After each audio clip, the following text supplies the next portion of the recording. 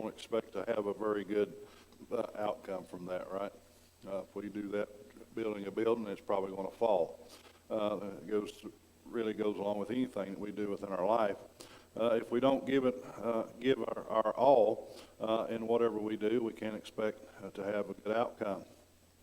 And so we know that when a student studies long and hard in school or in college, whichever the case may be, they usually get good grades, right? If they're focused in on their studies and what they're learning, then they're probably going to be on the A honor roll or A and B honor roll, and they'll have good results on their tests that they take at the end of their studies because they put all that they can into it, all their focus.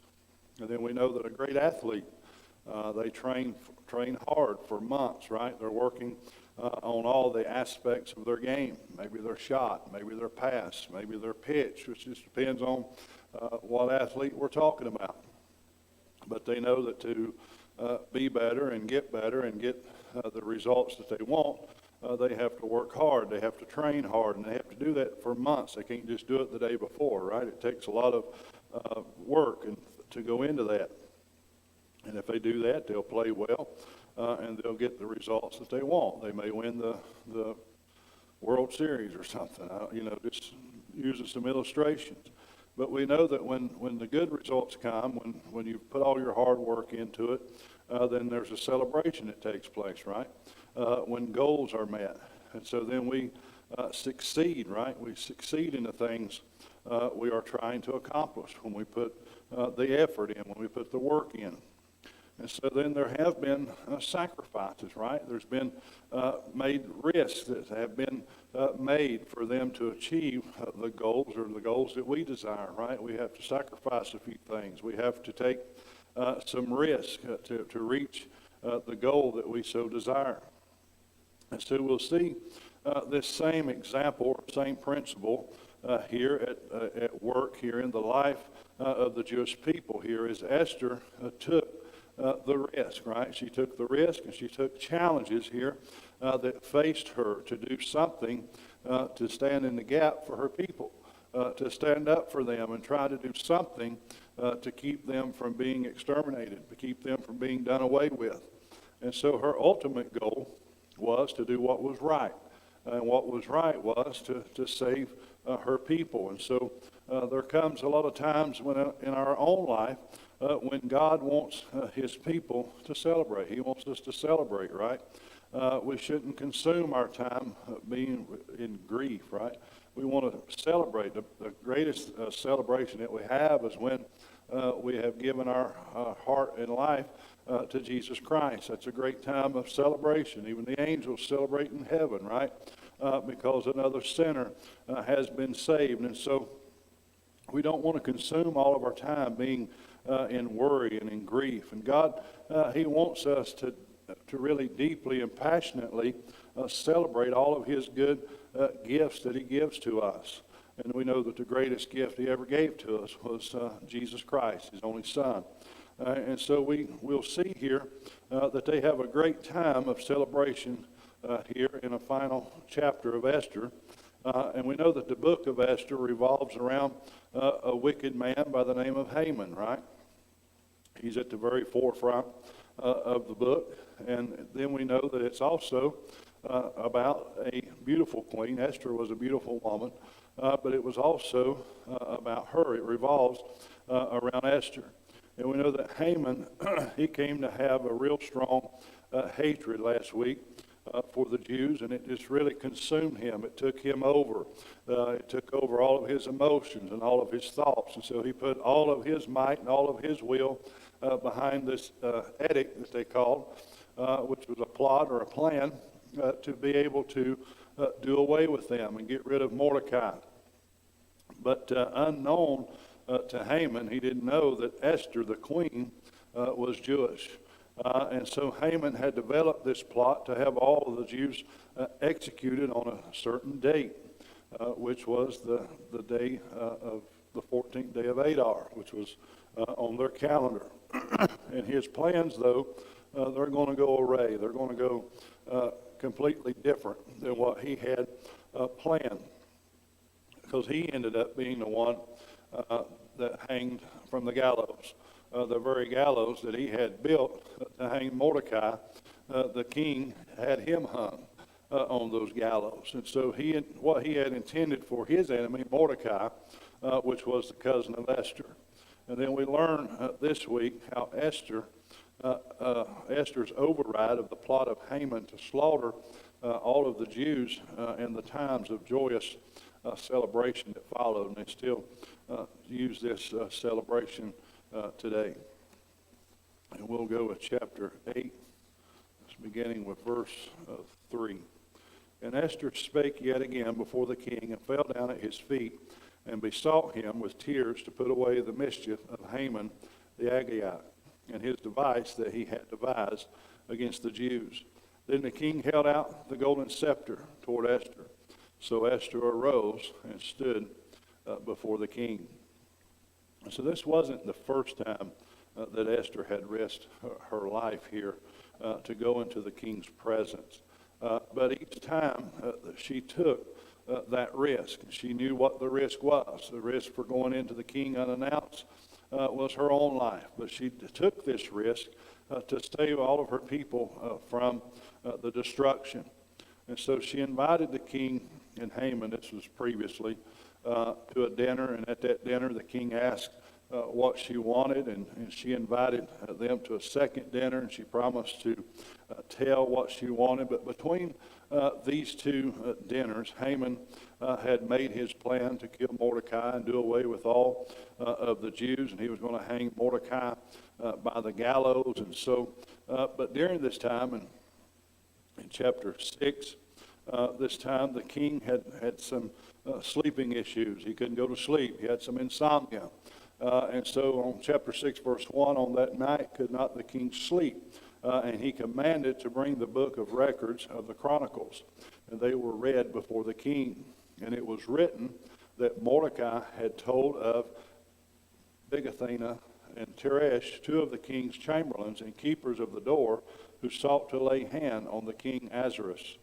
And the king said, What honor and dignity hath been done to Mordecai for this? Then said the king's servants that ministered unto him, there has nothing been done for him. And so the king, them reading about the Chronicles, he was reminded of how Mordecai had saved his life. And so that was the way for God to work for his plan, right? For Esther, when she went in to the king to speak on their behalf. And so he was reminded of what Mordecai had done. And then he was told of what Haman's plot was to hang Mordecai from the gallows, and this angered the king, and he turned it around on Haman. And so he was put to death instead of Mordecai, and Haman's household or whatever was given to Esther, in which she in turn gave that to Mordecai. And so now Mordecai is just as powerful as what Haman was. Right? It was he could decree things that he wanted for his own benefit, and also the benefit of the Jewish people. And so things were already starting to be turned around from what Haman had tried to get started and what Haman had tried to do. Mordecai was safe now. He wasn't the one that hung from the gallows. But that edict, that decree, that plot that Haman had that was to take place on the 14th day of Adar, was still in effect. It was still going to happen, the plot to kill all the Jews. And so that still needed to be corrected, still needed to be fixed. And so the king was read those records to him that Mordecai had once saved his life. And so he wanted to know how Mordecai had been rewarded, which he hadn't been. He hadn't been rewarded for that yet. And he was told that nothing had been done for him. And so the king asked Haman what could be done to honor someone who had saved his life. And Haman thought that the king was kind of talking of him. But then he found out it was Mordecai who was to be honored. And so that just enraged Haman even more, right? He'd already had a very harsh disdain for Mordecai. But all of these events, really, that took place in the reading of this to the king, it delayed Haman's plan. It delayed his plan and saved Mordecai's life. And so we know that sometimes we are delayed getting somewhere, right? We're supposed to be somewhere at a certain time, and we try to leave our house at a certain time, and then something holds us up. Maybe the phone rings, or maybe we have to go back in and get something, but then we find out that later on it could have been God preventing us because we get on down the road and there's been a horrific accident of some sort. Then we feel that maybe the Lord saved us. Still bad that that happened, but we feel that the Lord saved us from being involved with that. But God delays plans for our benefit. He delays our plans for our benefit, and we don't see it at first. We don't recognize that, and we kind of get upset and we're aggravated because we're going to be late getting somewhere. But we have to understand that when God will delay our plans for his plans, and it works out to our benefit, and then we look back at it and we think, thank you, God, right, for delaying us. But during this delayed time here, God had induced the king again with insomnia and put his plan in place for all of the Jews' salvation. And so this time, Esther went in asking the king to reverse this evil plan or evil plot, this edict that Haman had to destroy her people. And Esther fell down before the king. And she did that as a way of showing him respect, even though she was the queen, even though she was his wife. But then the king reached out to Esther with his scepter, having her arise, letting her know that it was okay for her to come in. If he had dropped it, then she would have been put to death, right? She wasn't welcome in his presence. But this was a sign of acceptance here, indicating to her that she was allowed to come in and speak with the king. Verse 5, and said, if it please the king, and if I have found favor in his sight, and the thing seem right before the king, and I be pleasing in his eyes, let it be written to reverse the letters devised by Haman, the son of Hammedatha, and Agagite, which he wrote to destroy the Jews which are in all of the king's provinces. For how can I endure to see the evil that shall come unto my people? Or how can I endure to see the destruction of my kindred? And so Esther here told the king that she couldn't bear to see what was about to happen to her people, to even her family members, and of her family to be destroyed just because of one evil man's plot or plans to kill them. It's because of one person's hatred to take them all out. But it takes courage, right? It takes courage for us to step beyond our normal boundaries. It takes a lot of courage for me when I first started trying to do this because I like to stay hidden behind the Hammond organ or something else where I don't feel like everybody's looking at me or paying attention to me. So I have to take some courage to step out beyond my normal boundaries. That's where I feel like that's where I'm supposed to be, and I don't need to come out from that little boundary area. Okay, but Esther had some courage here.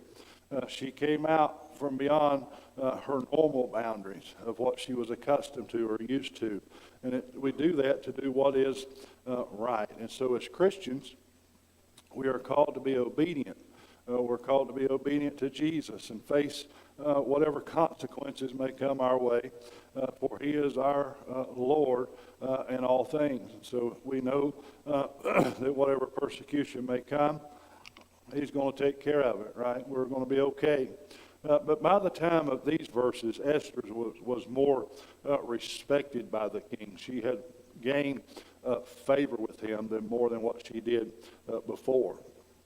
And Mordecai, as I had said earlier, had been advanced into the kingdom since that took place of Haman being hung from the gallows, and that the king had gave what he had to Esther, and then Esther in turn gave it to Mordecai. So he had advanced into the kingdom by now, but that still didn't reverse that original decree that Haman had gotten done, even though he had been hung instead of Mordecai. And so they still needed it to be reversed. They need an executive order, is what we're used to hearing in our day and time, to be reversed. Just what happens within our executive branch. If you want things reversed, instead of having to go through Congress and all those things, they can throw out some executive orders. Sometimes that's good. A lot of times that's bad. It just depends on who's in control at the present time, and that's all I'll say about that. But you get the point. They needed the king here to throw out a different law, a different decree to get this reversed. And so this decree had been sealed by the king's ring that Haman had gotten done. He'd done a little bit of snowballing, I guess, to get the king to go along with all this, and the king gave him his permission to seal it with his ring. That's a lot of things the way they did back then. It was like a wax seal, and the king's ring would be into that. It's kind of like us getting something notarized, I guess. We could look at it that way. But it had his approval. It had his seal upon it, and so it couldn't be reversed. It had to be carried out unless the king came back and put out a new one. And so Esther and Mordecai knew Haman's plan couldn't just be overturned by anybody normal thing to save all of her people from being done away with. And so she knew the king had a moral sense of right and wrong. And the king had good feelings toward her. So she felt that she had some favor with him. She felt that he would accept her, that she had become pleasing in his eyes. I said earlier that Esther was a very beautiful woman. And so he had actually gained all of this for her and towards her. And so she just simply used all of this by saying to him, if it please the king, and if I have your favor, and if I am pleasing in your eyes, then she then asked him to override in writing with another seal of his ring the decree that Haman had made to kill the Jews. And then Esther just simply ended her plea there in verse 6. How could she endure all of this evil that was about to come to her people? She placed all of the blame for this where it came from, not on the king, because the king just simply was listening to what he thought was right from Haman, I guess. Somehow Haman was able to lobby him into this foolishness. But he had tricked him. He had tricked the king into this decree to start with. And so the king seen the hurt, and he seen all of the agony in Esther's eyes. And he listened to her really pouring out her heart right in front of him for her people. Verse 7. Then King Ahasuerus said unto Esther the queen, and to Mordecai the Jew, Behold, I have given Esther the house of Haman, and him they have hanged upon the gallows, because he laid his hand upon the Jews. And write ye also for the Jews, as it liketh you, in the king's name, and seal it with the king's ring. For the writing which is written in the king's name, and the sealed with the king's ring, may no man reverse. So Esther must have been a person of gentle nature to start with, right? Seems to me that she had a great meek and humbleness about her, but she also has a great measure of boldness, because it took a lot of boldness for her, because we know in last week's lesson she was a little hesitant, right, to go before the king, because she knew it could mean the death of her own self. But she also knew that if she didn't do something, it would mean the death of all of her people, that they'd all be taken out. And I was studying those verses there, and it reminded me a little bit of my own mother. My mom is very meek. She's very gentle. She's very humble, right? And she's very loving. But she also has a boldness side, right, as well. She has that boldness when it needs to be, when she needs to have it. She is very bold. And so the king just simply couldn't refuse her request as she stood there before him. And we see how Esther came before the king. She was in deep sorrow. She was in deep grief. She was worried and concerned about all of her, not only her family, but all of her people, the nation of Israel, all of the Jews. And we see that she was humble, and all of the humility there for her was present as she was standing there before him. And so we have to think of how we come across to our friends and even to our family. Are we humble? Are we caring? Are we compassionate towards them? Is that the attitude that we let people see? Or do we have that one attitude that we're proud? We have a proud look about us. Maybe we even have self-righteousness in our own actions, in our own words, right? We don't want to be the latter of these two. We want to be that of the first. We want to be humble. We want to be caring. We want to be compassionate. We want to be loving to our friends and to our family. You know, victory often begins with courage, but it's also combined with humility. And so Esther here was a humble person, but she also was a person with a mission. She had a mission in mind. She was there to do some business for her people. And she knew that she'd lay it out there to the king, and she would show the humility that she had. She would show the agony that she was feeling within her heart. She was pouring it all out before him, all of the worry, all of the fear, all of the fright of what was about ready to happen to her people. Even though Haman was gone, that decree was still out there, and they needed it reversed. And so she was letting him know, letting him see all of that. But she was also bold by doing so. She was also kept the mission within her mindset of what she had to do, what she was there for. And so her intercession here for her people, it shows us that her position as queen, right, and the status and wealth that went along with it, it had not changed her heart. She hadn't got proud. She hadn't got self-righteous. She hadn't forgot where she came from. She still knew that even though she was a queen to this king, even though she had all the palace there, she had wealth, she could have anything she wanted, she didn't forget that she was first and foremost still Jewish. She didn't forget where she came from. She didn't forget her heritage, and she certainly hadn't forgotten her people. And so she hadn't forgotten all of those things. She hadn't forgot where she came from or who she really was. She still identified with the Jewish people, with her own people. And she did everything that she could within her power that she had as being the queen to bring them deliverance, to bring deliverance to her people, to all of the Jews there.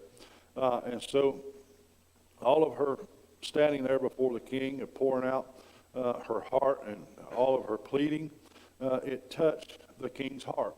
It moved him to issue out this new thing that was written, that he ordered a new law that favored the Jews, because she knew that the king had a moral standard of what he knew was right and what he knew was wrong. And so he stood up for the righteousness here on her behalf for her people.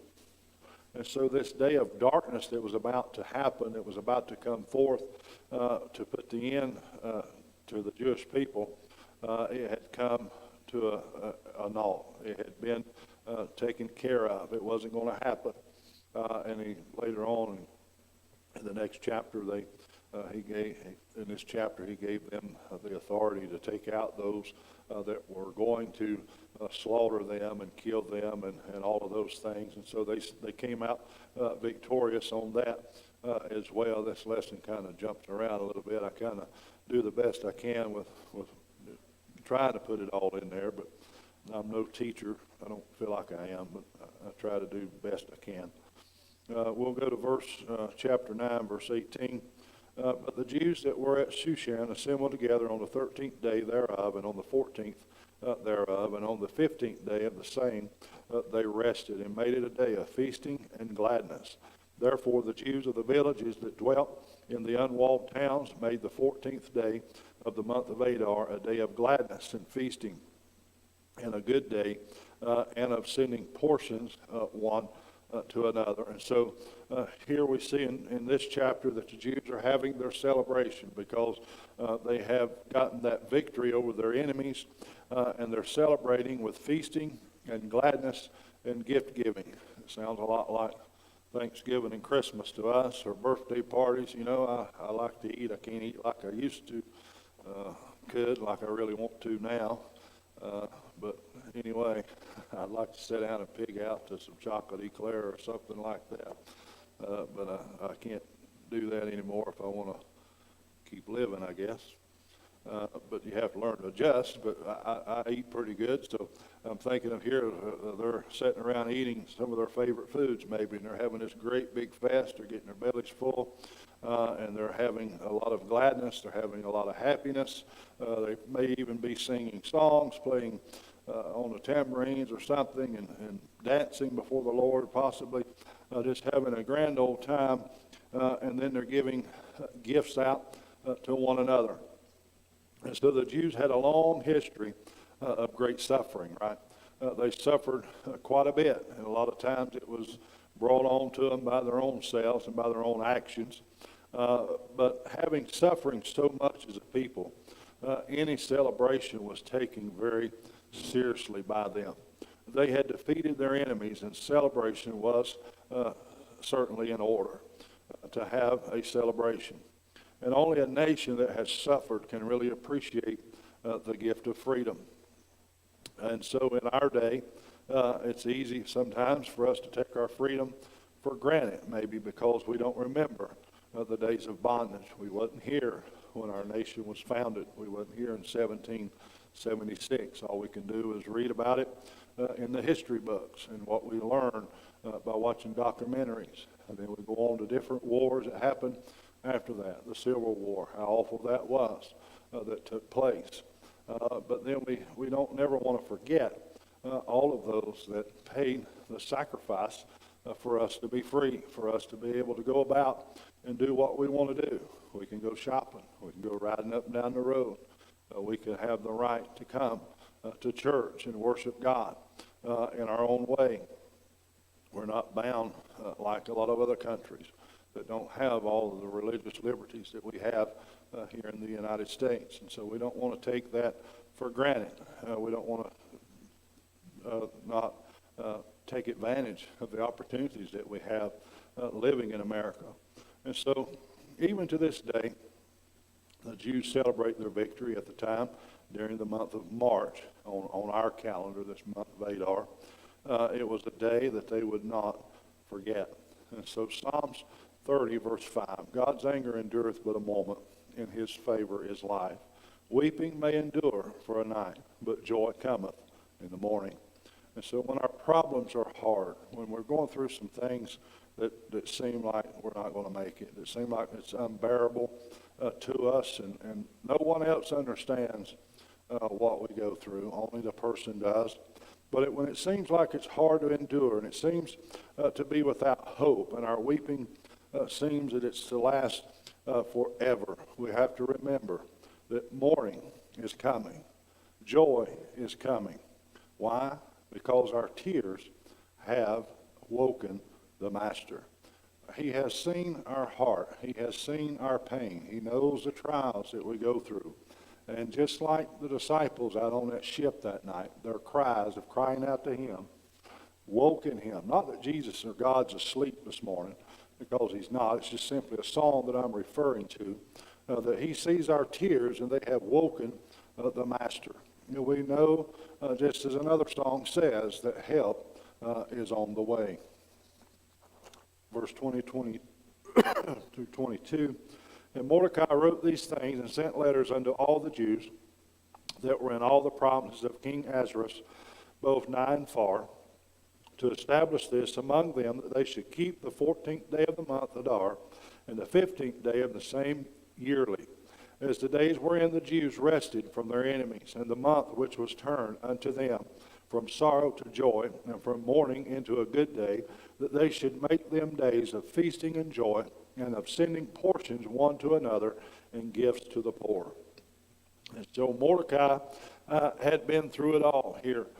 He was not about to let people or their posterity forget the threat that they had endured or the victory that they had won. And so he took steps here to ensure that it would not be forgotten, much like our July the 4th. That holiday was created for us to celebrate our independence from the British, right, for the founding of our great nation. And so first, we see Mordecai recorded these events so that their descendants would know both the agony and the victory of their ancestors. He sent letters out far and wide telling the story. Back then, they didn't have the United States Postal Service, so it took a long time for letters to get somewhere. They had to find different ways to get it there. A lot of people ran with it. A lot of people rode horses, so they didn't get it overnight, right? They didn't have FedEx and UPS. So it took a lot of time for things to get delivered. And there's 120 provinces here that this king was over. And so that's a lot of territory there that had to be covered. And so Mordecai encouraged, though, his people to give gifts to the poor and thus share with them the joy of their victory with each other. And so they were to keep the memory alive of their struggle forever. They dared not to forget it. That it was a time when God delivered them from the hand of their enemies. And so we are to remember that our deliverance from sin, it came with a price, right? It was free to us. We didn't have to pay anything for it, but Jesus paid it all. He paid for it with his life, much like the freedom that we enjoy as a nation. That freedom wasn't free. It was paid for by a lot of men and women's lives. They gave the ultimate sacrifice so that you and I could live in a free nation. Jesus paid the ultimate sacrifice so that we could live free from sin, so that we could go to heaven one day, so that we could make heaven our home and live in the freedom from sin. And so even more joyous here that the people of Esther's time, we can celebrate because of the price that has been paid for us by our Lord and Savior, Jesus Christ. Verse 23, and the Jews undertook to do as they had begun, and as Mordecai had written unto them. And so the deliverance here of the Jews was now etched into the books of history. Mordecai had made sure that it would be so. Mordecai on the outside of the palace and Esther from within, they had worked hard to preserve the Jewish people. There was much danger that was involved for this to take place in bringing those things to pass. Mordecai made sure that the Jews would not forget by making this an annual custom to remember their deliverance at that time in history. And they did this with the feast of Purim. Purim is a 2-day celebration. It's a celebration of God's graciousness and protection that they had from mass murder. Isaiah 61:3 is a great verse to use for this lesson this morning. Give unto them beauty for ashes, the oil of joy for mourning, the garment of praise for the spirit of heaviness, that they might be called trees of righteousness, the planting of the Lord, that he might be glorified. And so this reminded them of the casting of lots against them and how God had delivered them through the boldness here of Queen Esther. For every follower of God, there will be some times of suffering, but these only make the times of joy all the greater. And so the celebration of our victory becomes more meaningful to us when we consider the suffering that preceded it. The resurrection came only after the cross. Right? Jesus suffered pain and agony for all of us. And then the celebration came. The celebration came when he resurrected from out of that tomb. Weeping endured for a night. But joy certainly did come on that third day when the Lord Jesus Christ rose from the grave. And that gives each and every one of us something to celebrate. It gives us something to celebrate is his victory over death, hell, and the grave. Because of Jesus' work that he did on the cross, we have reason to celebrate today. Jesus paid the price for us all so that we can be free. All we have to do is just accept his gift to us of salvation. Deliverance from something dire restores a lot of hope and brings us each happiness and puts a song within our hearts. It puts a pep within our step. It was true here for the Jews in this lesson we've had today that escaped from extinction. This same joy is true for every new newborn again person today. We don't want to forget the people we know who need salvation this morning. We need to go before our King and pray for them on their behalf, that they too will accept him into their hearts and into their lives. And we don't know until we get to heaven one day who we may have helped or our prayers may have touched, and then we can celebrate with them forever and ever on heaven's bright shore. And so I trust you got something today, Mom, you dismiss us.